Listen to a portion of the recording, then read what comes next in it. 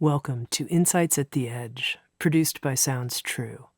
My name's Tami Simon. I'm the founder of Sounds True, and I'd love to take a moment to introduce you to the new Sounds True Foundation. The Sounds True Foundation is dedicated to creating a wiser and kinder world by making transformational education widely available. We want everyone to have access to transformational tools such as mindfulness, emotional awareness, and self-compassion, regardless of financial, social, or physical challenges. The Sounds True Foundation is a nonprofit dedicated to providing these transformational tools to communities in need, including at-risk youth, prisoners, veterans, and those in developing countries. If you'd like to learn more or feel inspired to become a supporter, please visit SoundsTrueFoundation.org.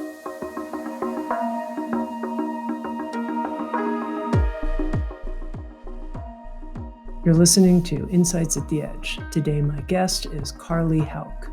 Carley is a learning architect, leadership development consultant, author, speaker, coach, and serves as adjunct faculty at Stanford University and UC Berkeley Haas School of Business.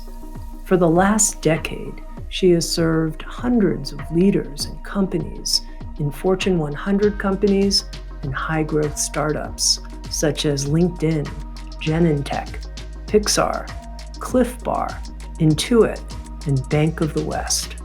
With Sounds True, Carley Hauck has written a new book. It's called Shine: Ignite Your Inner Game to Lead Consciously at Work and in the World. You can tell Carley has lots of experience coaching people on workplace dilemmas, those places where we hold ourselves back from being as brave and loving as we really are. She helps us come forward with our values and our hearts online in service of something beyond ourselves, the creation of a new workplace that prioritizes people and planet first. Here's my conversation with Carley Hauck.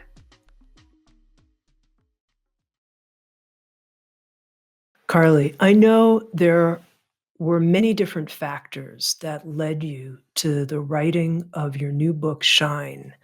By way of introducing yourself to our listeners, tell our listeners what those factors were. What brought you so that it became an imperative inside you to write Shine? Great question, Tami. Well, it starts when I was a very little girl, when I just have always felt this very strong connection to the earth. And I would also say the divine. And I remember taking walks on the beach of St. Augustine, which was where my family and I vacationed when I was a child, St. Augustine, Florida. And I noticed that there were lots of plastic bottles and plastic trash on the beach. And at the time, I don't even recall that there were garbage cans or trash receptacles, and there definitely wasn't any recycling. And when I would find bags of trash on the beach, I would pick one or two up and I'd fill them as full as I possibly could. And then I'd walk back to the condo that my family was renting and I would hand the bags to my mother. And she would always look at me incredulously and say, Carley, what am I supposed to do with these bags? And at the time, I was very interested in marine life and knew that if a sea turtle ate any of this plastic, which they would likely do because they think it was jellyfish, that they would die. And as I moved more and more into adulthood, I got this really wonderful opportunity to start doing work with leaders and businesses. And it felt very aligned for me because as a child and up until I was about 18, I thought I wanted to be a marine biologist and realized that I probably wasn't going to be that great being outside all the time and on a boat. And what I ended up finding was that the place that I could make the greatest influence to support the most people to shift their minds and hearts so that we could create a workplace and world that really works for everyone and is in harmony with the planet was through the door of business. And when Trump was elected in 2016, a fire just really got lit inside me. And I felt this culmination of all the work that I'd been doing with leaders and businesses and a desire to really hopefully inspire hearts and minds to act differently. So that was a long answer to your question, but there it is. And Carly, the subtitle to your book, Shine, is Ignite Your Inner Game Mhm. to Lead Consciously at Work and in the World. What do you mean by the inner game? So the inner game is really this way of cultivating a new operating model, a way of embracing all of our parts. And I feel like this is the way that we can lead from a more conscious and inclusive way. And there are lots of qualities that this could encompass, but there are six that I've really honed in on in my work in the last decade with leaders and businesses. And these are self awareness, emotional intelligence, love, resilience, well being, and authenticity. Yeah, I wanna pick up on the use of the love word.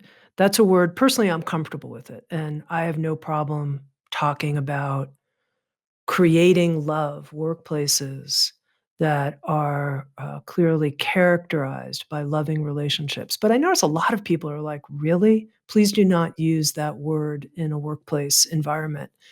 Talk about care, talk about something else. Why do you intentionally use the word love? I feel like love is the greatest energy and frequency that we can emit as human beings. And it's so powerful. If I'm cultivating loving thoughts about myself, about you,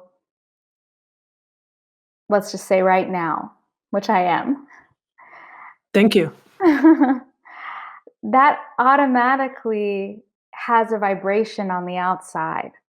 And we know when someone is maybe leading from more fear or from anger, right? We can feel that. It has again an energy.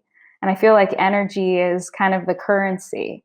But if I'm emitting a different vibration of love, of care, of gratitude, whether I'm in a Zoom room or I am sitting in front of you, that's palpable. And I feel like we've been in such a state of leading from fear, from scarcity, from greed, that love can really be the bridge that we need right now. So, Carly, when you said, and I kind of jokingly threw off, thank you, but when you said, I'm cultivating a mindset of love like I'm doing for you right now, tell Mhm. me, how are you doing that? What are you doing? Well, even before we got on the call today, I was feeling so excited to have this conversation. And I shared that with you before we hit record. And I thought, Tami Simon has had such an impact on my life. And I just honestly, Tami, love how you have shown up in this pandemic. Your alignment with all the programs you've put around systemic, racism and this beautiful offering of the People's Inauguration. I really feel you're trying to wake up the world and be in service in the best of ways. And I love that. So I was reflecting on that before our call and how grateful I was to be able to talk to you today and how grateful I am to be part of the Sounds True community of authors.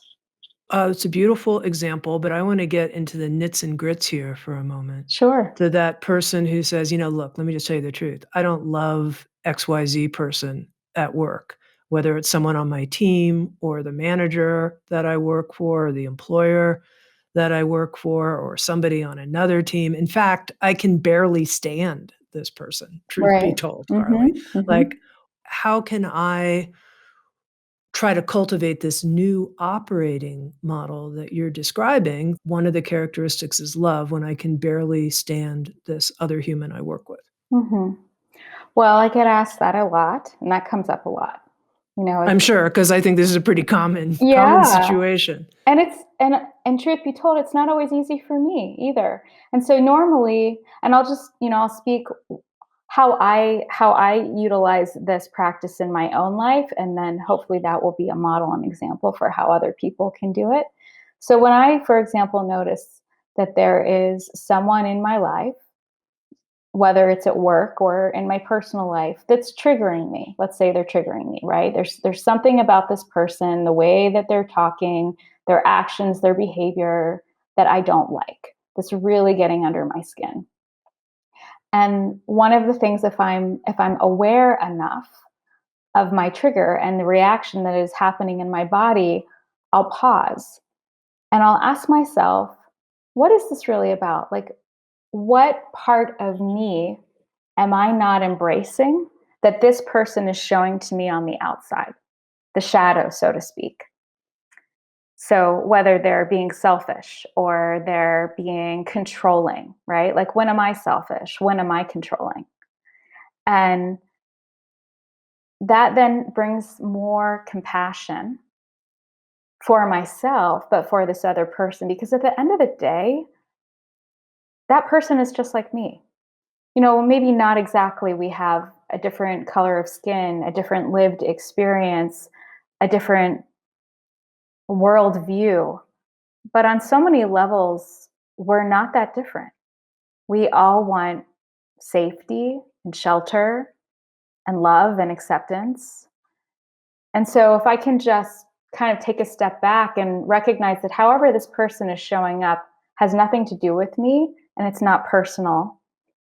And the only way that I'm going to be able to build a bridge with this person, and that may not be possible, but if I come from, ew, I don't like this person, if there's aversion, if I push them away, if I lead with fear and anger and obnoxious aggression, so to speak, that's only going to create more of a divide and more conflict. But if I can actually be really curious, what's happening for this person? Why are they having such a difficult moment right now?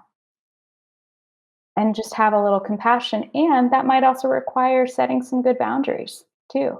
Speaking up, saying, hey, what you just did, that didn't work for me. I'd prefer if you did this. Beautiful answer. Now, Carly, you talked about this whole notion of the inner game being cultivating a new operating model for how we go about conducting ourselves in business, conducting ourselves as leaders. And one of the things you write about is this notion of moving from a fixed mindset to a growth mindset. And I wonder if you can talk about that for people who are new to this concept of developing a growth mindset. What is that, and how do I get one? Great question. Well, so Carol Dweck, who is a Stanford University colleague of mine, she did a lot of research on mindset. In fact, she has a book. I believe it's called Mindset: The New Psychology of Success. And she basically explains that our mindset exists on a continuum from fixed to mixed to growth. And so essentially, what that means is that people with a fixed mindset believe that they possess only certain basic abilities, intelligence, talents, and their goal really is to look smart and never fail. So people with a fixed mindset usually are not willing to do something out of their comfort zone because they don't want to fail. They don't want to look bad. They only want to do what they know that they can do well. But people with a growth mindset are more willing to step into the unknown, the uncertainty. I would say that the leaders that really thrived in the pandemic were willing to take on a growth mindset, probably so many different moments of the day. And that basically has a sense that, I'm willing to learn and grow. I'm up for the challenges that are ahead. And one of the questions that I think is a good indicator of a growth mindset is, instead of why is this happening to me when difficulty or obstacles arise, how is this for me? How is this for me to learn, to grow? Or what is the silver lining? That would be a growth mindset versus the fixed might be, I don't want to do this. I'm going to do what I've always done. Now, I want to talk to that person who finds in their own experience they can eventually get to this place. Mhm. How is this for me? This thing that's happening that feels very challenging. It's not what I wanted. But their first response might be something more like, oh my God, I think I've really screwed up. Like they turn on themselves. That's the Mm. first move. Mhm. What are your suggestions for how people can work with that so that they more quickly move to this growth perspective of how is this happening for me? Mhm. That's a great question. Well, I feel that growth mindset, developing that is part of the inner game of resilience. That's one of the six qualities of creating a strong and conscious inner game. And for myself, and again, this is a practice that I share with a lot of my clients and the companies, I kind of have developed these four questions. So we may initially be hard on ourselves when there's something that happens that we don't like or is causing discomfort or is a challenge. And so the four questions that I think are helpful to turn it around, to move into a growth mindset, and to have more compassion for ourselves is to say, what can you control? Then, can you see these setbacks as a challenge and an opportunity for learning and growth? Can you trust that this is for you and is serving your greatest good? And then, essentially, the next question and last question would be, what can you commit to that would help you move forward? What's the next step, so to speak? Now, Carly, you go into all kinds of companies and work with various leaders, coaching them and then working with their teams, offering trainings. I'm curious, what are you seeing? These are the biggest, like the top three. These are the top three presenting challenges, presenting issues that most often come up when I first go and start working with a leader and a team. This is what I see. These are the most common ones. Well, usually I'm brought in because there's some dis-ease. And I say dis-ease, which I really think of as disease. So in graduate school, I studied organizational psychology and health psychology, which is really looking at the systems of the organization.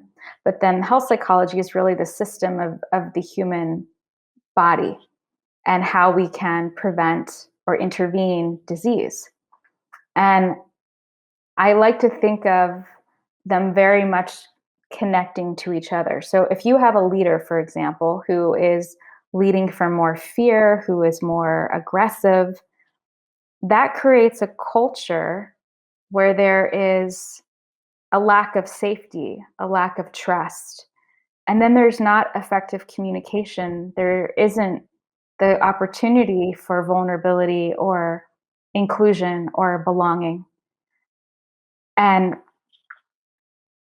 that has a systemic effect on everybody that works there. But even more importantly, that one leader then has a huge impact on the product that's going out into the world because it's all connected.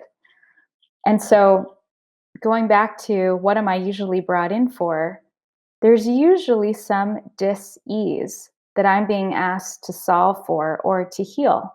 I really like to think of myself as a healer for companies. And it usually has to do with conflict. So it could be a lack of self awareness, it could be a lack of empathy or a lack of emotional intelligence. It always comes back to safety and trust, and people not feeling like they can really share vulnerably. And that's impacting the bottom line and how they are able to create and innovate and collaborate as teams, as senior leaders.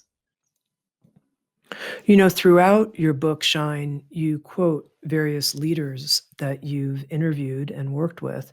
And one of the people you quote is Mark Benioff, the CEO of Salesforce. Mhm. And you quote him as in saying that instilling trust has to be the number one priority of a CEO.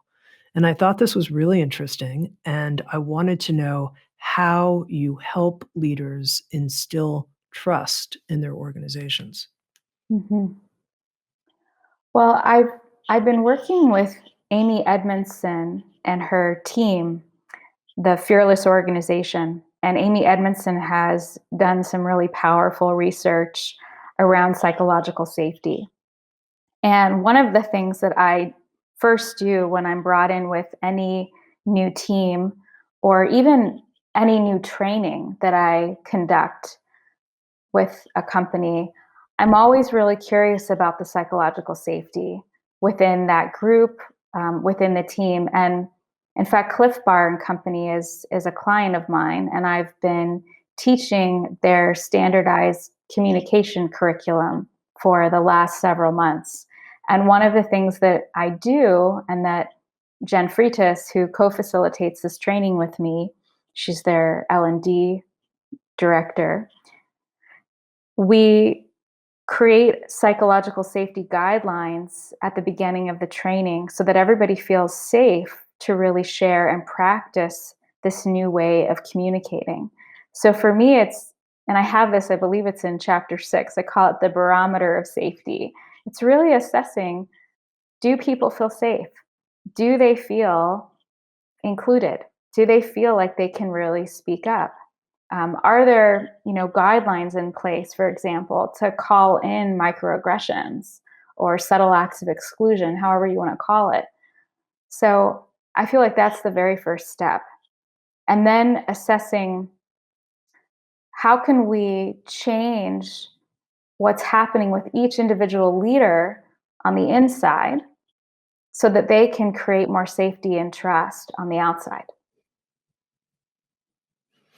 Now, Carly, I think you're aware of this, that Sounds True has produced a 9-month training program called the Inner Mba on developing many of these inner skills. And some of the feedback that I've gotten from people in the group is, hey, a lot of these principles and teachings really helpful, really useful, but I don't feel I'm in a place where I can impact some of these core characteristics of the organization that I work for.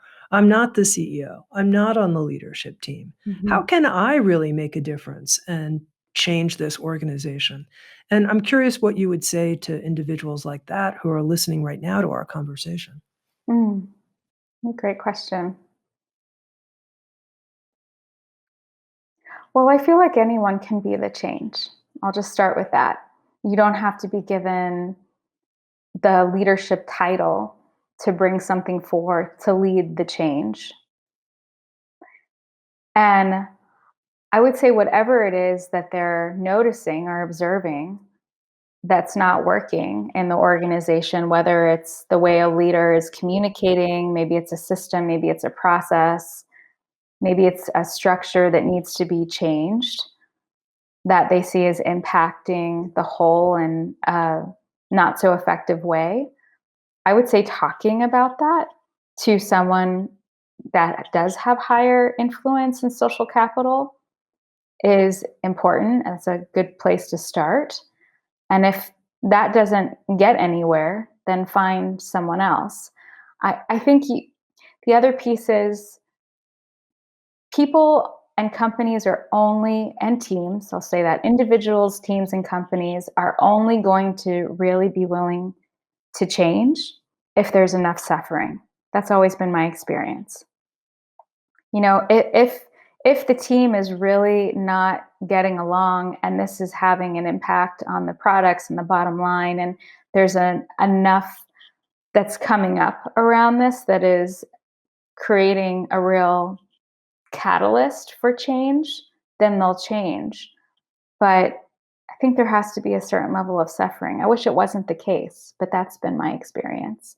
And sometimes that doesn't have to be there. Sometimes there are leaders and teams that are self-aware enough that all you need to do is share it once or twice. And then they're willing to dig in and to say, oh, thank you so much for that feedback. Well, what would you suggest? And then how can we all work together to really create this new systemic change? This phrase, thank you so much for this feedback. I have to be honest with you. I notice anytime people say, hey, I have some feedback for you. The first thing that happens is I bristle. The second thing that happens is I breathe and I relax and I open and I prepare myself to listen. How can you help people get better at actually wanting the feedback, hungering for it? Mm-hmm. That's great. Well, normally what I would say, which is before can I give you some feedback, or I have this feedback. Normally I would say something a little bit more subtly, which could be, I'm noticing this, or I'm having this observation that I feel might be in service of you or might be helpful. Would you be open to hearing it? So I don't just lay it on them because they may not be in a space that they're willing to receive. And then it'll go nowhere. We'll have no positive impact. So normally I ask if they're ready to receive it first. And if they say yes, or they say, you know what, I'm kind of tapped out right now, but could we schedule a call or whatnot? And then just make sure that you really follow up and you keep that accountability. A couple times, Carly, you've talked about how part of the problem, we could say, with at the old operating mindset is people Hmm. leading from fear. And I want to address real fears that people have.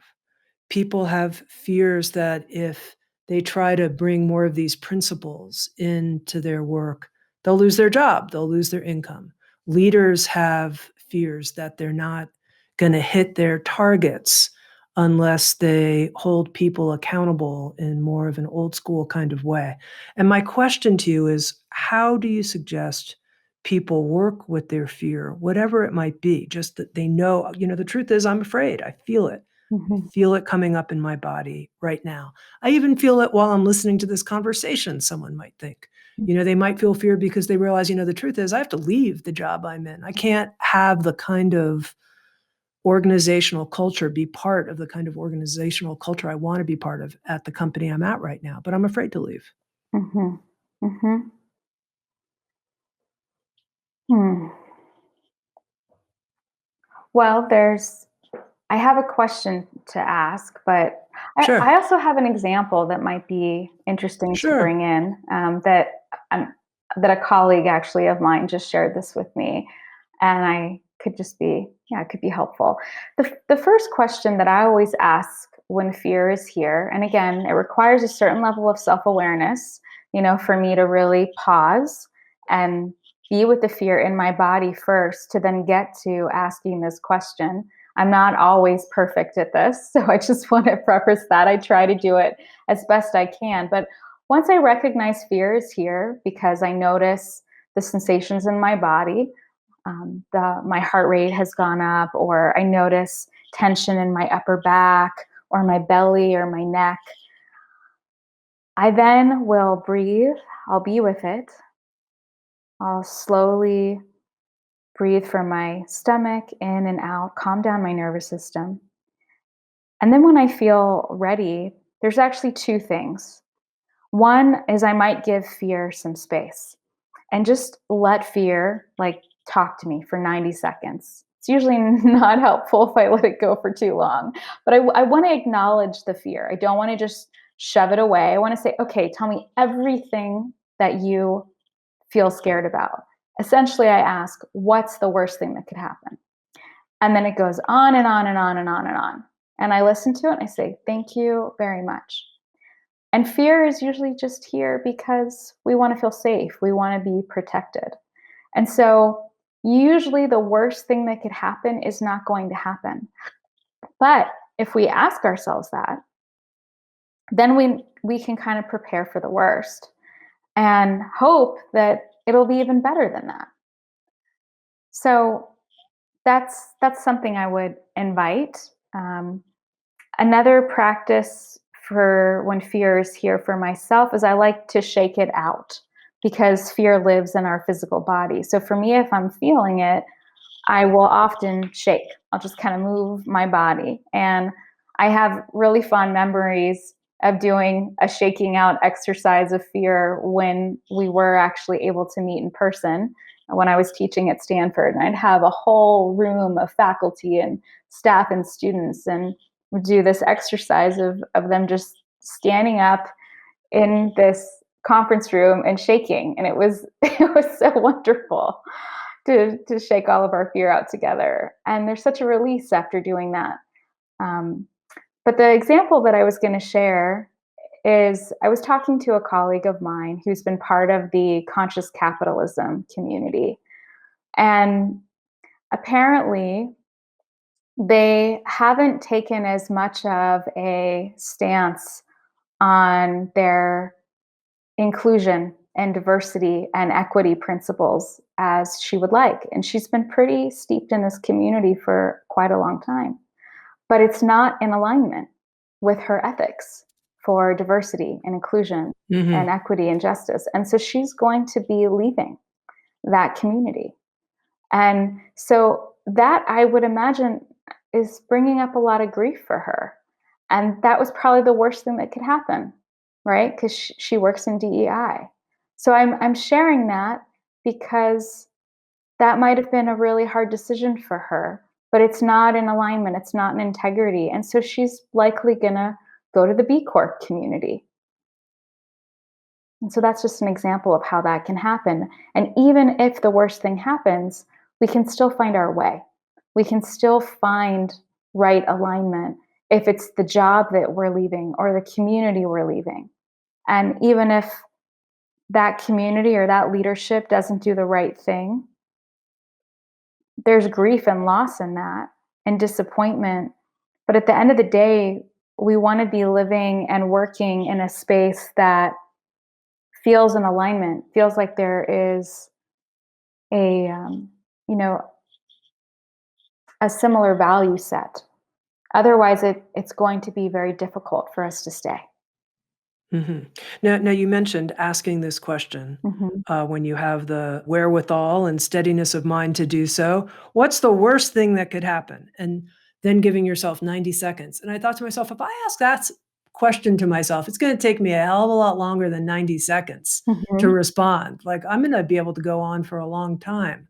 Do I ask myself to make it short? Give me the cliff notes of the worst thing that could happen here.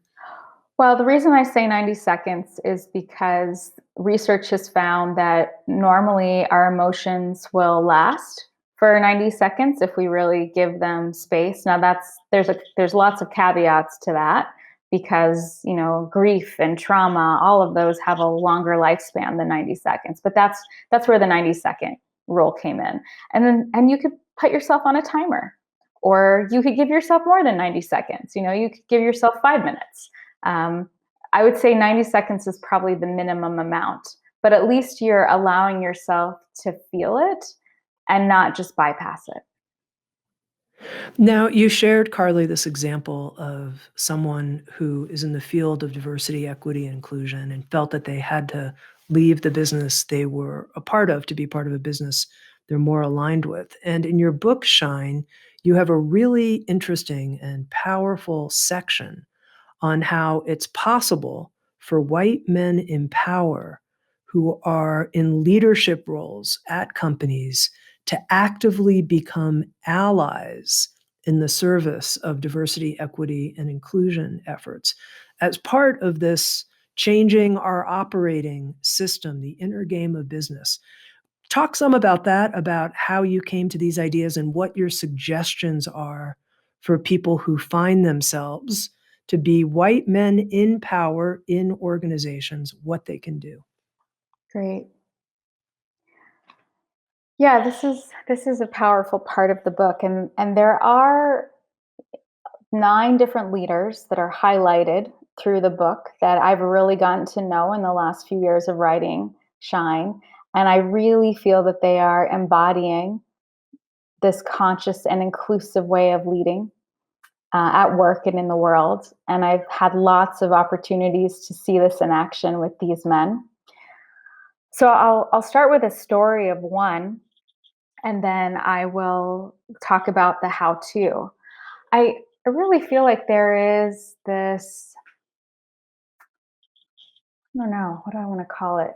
Um, this real opportunity for a new version of manhood that is happening. And from the conversations that I've had with lots of men, many men don't like the current version of masculinity. You know, whether we want to call it toxic masculinity, I feel like there is kind of a reckoning happening, and there are men saying, "No, I don't want there to be this aggression. I want there to be more of a softness, of this ability to showcase my vulnerability and to push back against the aggression." And I could go into this in a much deeper way, but I'll just say read the book. There's a lot in there around this topic, but one leader that I've gotten to know is Vince Guglielmetti, and he happens to be working at the company Intel. And Vince and I met at this really wonderful conference that I attended called the Better Man Conference at the end of 2019. And he happened to be one of the leaders that got invited to speak. And Vince and I have gotten to know each other in the last few years since this conference. I just actually had a phone call with him maybe a month ago. And he really believes that his role as a white male leader in Intel is to leverage his voice for women, for LGBTQIA people, for people of color. And he often will say, "I know you need my voice. How how can how can I support you? How can I be in service of you?" He'll say that to his team members. And so he's really positioned himself as a strong male ally within Intel. And what is the how to? I I think, again, if you're a man who is wanting to support people of color, um, different marginalized identities, women, and I think the first part is actually just to show curiosity, to really want to get to know that person or these people, and then find ways that you can use your social capital, your maybe even your voice, speaking up against, for example, a microaggression. You can um, you can invite someone to a meeting. You can offer mentorship. There's lots of different ways. You can ask, how can I be in service of you? Like, what is it that you need to really get to where you want to go in this role, in this company? These are some examples. All right, Carley, just a couple more things I really want to talk to you about. I know you developed a course called Flourish about helping people be resilient at work. and you emphasized that we need to honor our well-being, our wellness. You talked about being a healer for companies, honoring our health. And I wanted to ask you about this because, at one point, an organizational psychologist that we work with at Sounds True came to Sounds True before the pandemic when the building was open, and he had a bunch of little plastic buckets. They were just a couple inches big, and he gave one to everybody, and he said, put it on your desk, and remember to fill your bucket. You want to have a full bucket when you're at work. And it was this, kind of corny, cheesy metaphor to try to help us remember to nourish ourselves and prevent burnout by keeping our buckets filled. But what I've discovered is that people often seem to have empty buckets. And even no matter what I do from a leadership level, it's just the way people's lives seem to be structured. There's a lot of empty buckets happening. So I'm curious your view. What's the organization's responsibility and what's the person's responsibility to help people maintain their well-being, to flourish, to use the name of the course you created? That's a great question. Well, I feel like it's particularly challenging to have full buckets right now in this virtual world, right? We're still navigating this, especially in the United States, but also worldwide. There's so many different restrictions and guidelines, and they're changing all the time. And we can go outside, we can, eat at this restaurant, or we're all not back in the office for the most part. And so I feel like we are spending more and more time on our screens than we ever have. And that's exhausting for all of us. And I feel like it's requiring more and more boundaries that we need to put into effect individually, but also at work, so that we are not overextending ourselves, because burnout is not going to get us to where we want to go. And so I think it's really having a certain level of awareness of, when am I feeling, like I'm at enough and when do I feel like I still have more to give? And so I think that's just going to require some fine tuning. But one of the things that I've been doing in the last year is I have 5 to 6 senior leaders that I'm doing some executive coaching with. Most of my work tends to be in training and manager development, larger programs. But I am seeing a few people one on one, and I've really noticed the emotional labor and burden that has been put on managers and leaders during this time, to really make sure that they're keeping their teams intact and cared for. And these are things that managers and leaders have not necessarily been trained to do, and they didn't have the skill sets. And they're not only being asked to, perform at a high level and get all their deliverables, but they're having to really take care of their teams in these vastly different ways, in addition to making sure that their kids are, doing what they need to do online. And I've had many coaching sessions where the 2-year-old or the 3-year-old was eating lunch and they were in the coaching session with my client. So I think we're all feeling stretched in different ways, and we have to figure out what's the balance of work, of home, of being outside and away from our screens. I think one of the refuges that I hope has become a resource for people is getting out in nature, leaving their technology behind, so that they can really restore their energy, their creativity. I know for myself, being in nature has always been a huge part of my inspiration, and is what gives me the fuel, so to speak, to keep going, to bring that into the work and the people that I'm serving.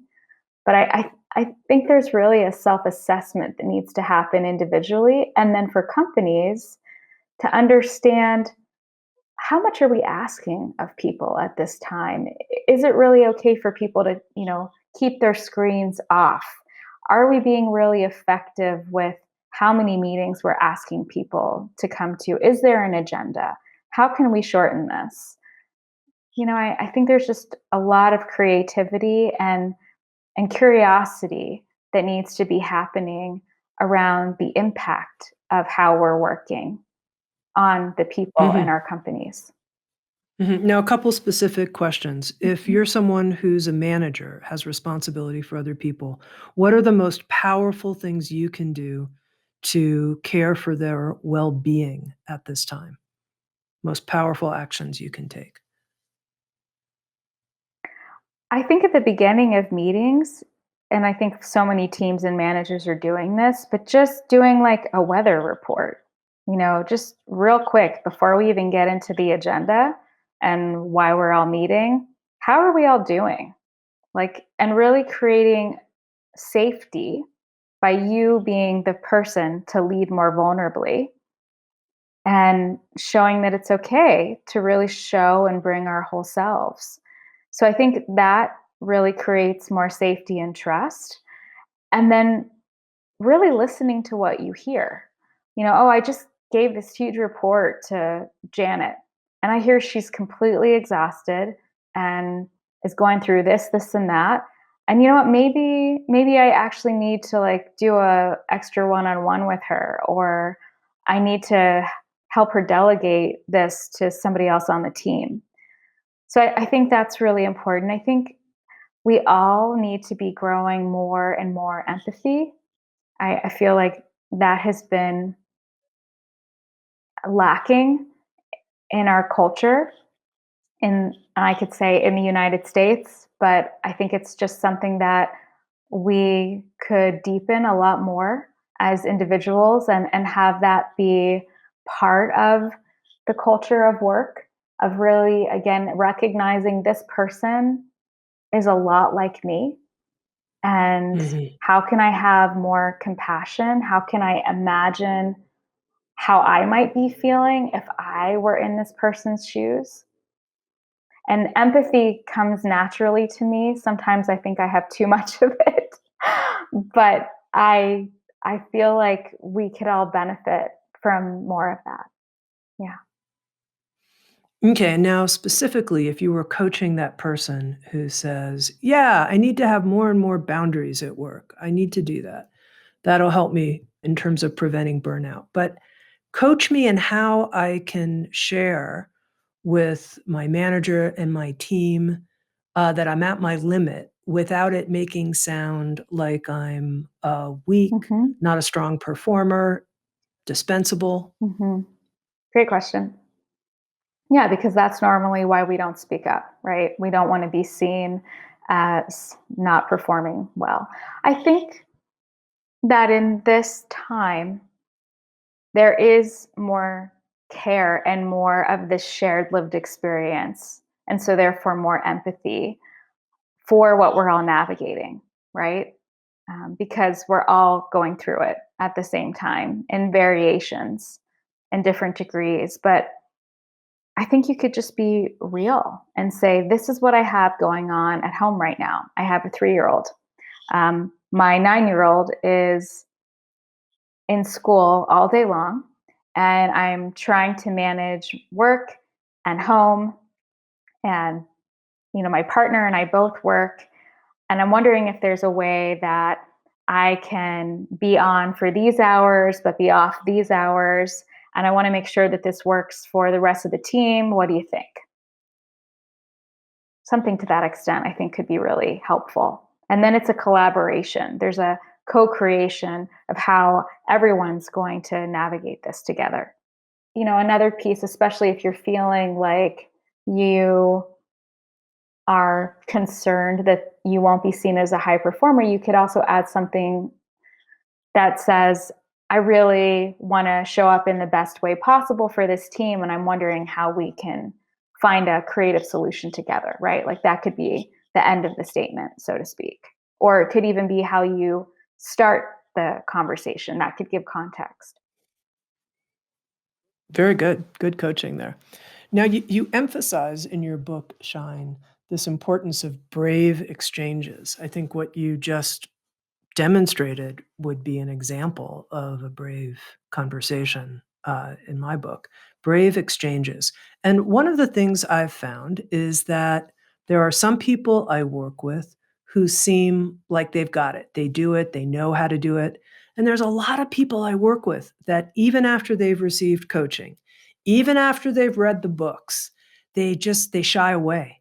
They shy away from the brave exchanges and instead make some kind of circumventing of the conversation instead. Mhm. And it seems to me this is such a critical skill. Why is it so difficult for so many people to do it? Mhm. Well, I can share the answer to that. Have you ever struggled with that yourself? I feel curious, and I'm turning it back onto you. But my Sure, sense of you is sure. I mean, yeah, I feel like I'm probably, pretty high in capacity based on all kinds of typology and other things, and the fact that I'm a leader at the business, so I'm in a right. powerful position to begin with, all of those things. But even in positions where I haven't been powerful, I think I'm pretty good at it, but I have struggled sometimes too. Mhm. I do struggle sometimes. Mhm. What's the struggle for you? What has you pause before being willing to have the brave exchange? I don't wanna hurt the person's feelings, that's one of it, one of the Mhm. things that's going on for me. Yeah, that's probably the biggest thing. I think that what I'm going to share, they will experience as hurtful, and that creates pain for me. So I'm trying to find ways to frame it in a way that won't be so hurtful for them. Mhm. Thank you for sharing that, Tammy. I think that that's what a lot of other people feel too. They feel fear that, they're going to hurt someone by being really direct with their feedback. They're afraid that there's going to be more conflict. They're afraid that the conversation is going to go sideways. I end up teaching a lot of people how to have effective communication. And so all of these fears are normal. But this is the thing. And this is, I guess, what I would have this person ask when they're feeling the hesitation to speaking up. If they don't say what they really want to say, then what are the consequences of that? Right?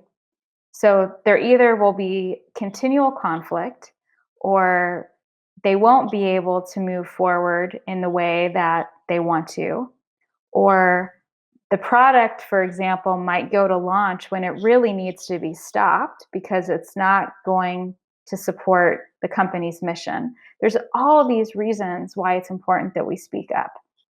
And if we don't, then there usually are negative consequences to that. And it goes back to the fear, right?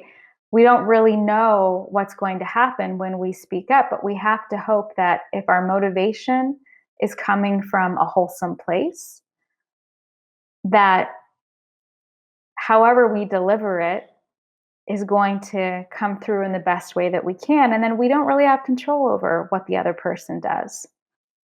But for example, if we see a microaggression happening and we don't speak up, then that hurt and harm continues and the silence is complicit. And that's not okay. Mhm, mhm. So I think you have to look at your motivation. Like if your motivation is pure and is good and is wholesome, then speak up. Now, Carly, I wanna make a full circle here as Mhm. we come to the end of our conversation. In the beginning, you, shared with us a story from your childhood where you were collecting bags of trash from the beach, and it's very clear that underneath the book Shine and your whole body of work related to helping people with their inner game to lead consciously, there's a motivation that has to do with us becoming better stewards of the earth. And I want to understand how, for you, there's this connection between how we operate in our workplaces and the type of stewardship we have of the environment. How do you connect those two themes? Mhm. Great question. So, I study systems. And when I was talking again about for example, unhealthy leader and how that has a ripple effect into the company and the culture of the company, but that also has a ripple effect into what then goes out into the world from that company. So a lot of capitalism has been focused on more, more, more, better, better, right? Or more is better, rather, I should say. And from following the climate science as I have, we are consuming way more than what we have resources of for everyone here. And so I feel like we're in this really pivotal transitional moment right now as we're creating the future of the work. As we're creating a future of work. And we need to really prioritize people and planet and not just profit. And I see business as being one of the major forces that can really shift things. I actually see business as being one of the greatest organizations to shift racism. And why those are all connected is because we need everyone together to support this complexity that we're navigating right now. You know, climate change impacts everyone, and it doesn't discriminate. And so there is this way that having diverse teams, having an inclusive culture, coming together in this kind of microcosm of work allows us to come together in this greater system of the world where we're caring for one another, where we're caring for the planet. And so, like, even looking at Patagonia, which was one of the first benefit corporations in California, they really put into their business operations that people and planet came first. And then the products that they put out into the world were regenerative. And that is so meaningful for where we are right now. Mm-hmm. And Carley, we're coming to a close here. 2 final questions for you. Why did you call your new book Shine? What do you mean by helping people shine?